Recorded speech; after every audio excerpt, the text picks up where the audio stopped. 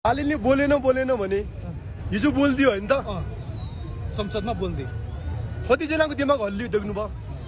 त्यो भएर कृपया विरोधीहरूलाई के भन्छु, धेरै बोल नभन्नुस्। एकचोटि बोल्दिँदाखेरि तपाईको दिमाग हल्लियो भने दोस्रोचोटि बोल्नु पर्दाखेरि हार्ट एट्याक आउला फेरि। संसद हेरेर हिजो हंगामा गरे आम जनतालाई म के भन्न चाहन्छु भने हिजोको कुरा के साच्चीकै तपाईको हामीले देखे जस्तै हो त? कतिपय कुरा देखेको पनि असत्य हुन्छ।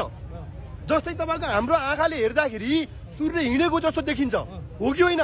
तर वास्तवमा त्यो सूर्य हिँडेको हो त होइन नि त?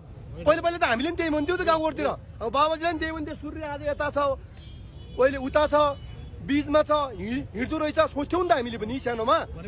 तर वास्तवमा होइन रहेछ नि त। पृथ्वी घुमेको रहेछ, सूर्य त जहाँको त्यही छ, न पूर्व छ न पश्चिम छ भने जस्तै हो यो कुरा। भनेपछि बालेन पनि सूर्यकै गतिमा हुन् हो, अटल छ, निडर छ, साहसी छ, राष्ट्रभक्ति हो, कसैले हल्लाउन सक्दैन नि कहाँ कुराहरू हुन्छ। अनि अर्को कुरा सुन्नुहोस्, हिजो नै बालेनले यो कुरा बोल्नु, प्रचण्ड 2-3 दिनदेखि बोल्न नसक्ने गरी अस्पतालमा भर्ना हुनु, ज्ञानेन्द्र साई र हर्क साम्पाङ हिजो उपस्थित नहुनु, धवल शमशेर राणाले रापरपा छोडेर सडक सङ्घर्षको आह्वान गर्नु, रवि आज नै भारत भ्रमणमा जाने कुरा हुनु सामान्य कुरा होइन, रहस्य लुकेको छ यहाँ। सोच्नुहोस्, क्षमता छ भने देश विकास हुने सम्भावना देख्नुहुन्छ तपाईँ? अब आर्की पारको लडाईँ लड्नु जरुरी छ।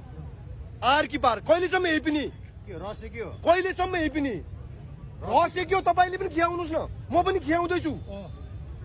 किन बालेनले बोलेकै दिन प्रतिपक्षका दुईटा हुनार युवाहरू हर्क सामान्य ज्ञान छ उपस्थित भएनन्। बालेनले बोलेकै दिन 1-2 दिन अगाडि प्रचण्ड बिरामी हुनुपर्ने, अहिलेसम्म बिरामी नभएको प्रचण्ड बिरामी हुनुपर्ने, त्यो पनि बोल्न नसक्ने गरी। किनभने बिरामी मात्रै भन्दा बोल्नुपर्छ, जवाब दिनुपर्छ। खतरनाक दिमाग होइन, दुनियाँको दिमाग हल्लाइदिने भने चाहिँ कति खतरनाक भयो। शक्तिशाली, विश्वकै शक्तिशाली भन्न मिल्छ होइन? सोचमा, साहसमा 13 जमिन हामीले च्यापेको छौँ भन्ने साहस आजसम्म संसारका कुनै पनि प्रधानमन्त्रीको मैले देखाएको छैन।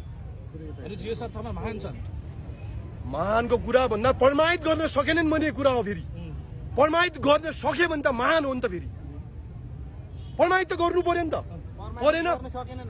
सकेनन् भन्ने उनले नैतिकता त देखाउनु पर्छ। कुरा सिधा छ त होइन र? तर यति याद गर्नुहोस्, एकजनाले त आँट गर्नु पर्यो नि त। नेपाल बनाउनको लागि मूर्ख होइन, महामूर्खको आवश्यकता छ। यो देश बढी पढे लेखाले बिगाडेका हुन्। किनभने संविधान लेख्न र ऐन कानुन बनाउन पढे लेखेको चाहिन्छ, नपढेको मान्छेले बनाउन सक्दैन। त्यसैले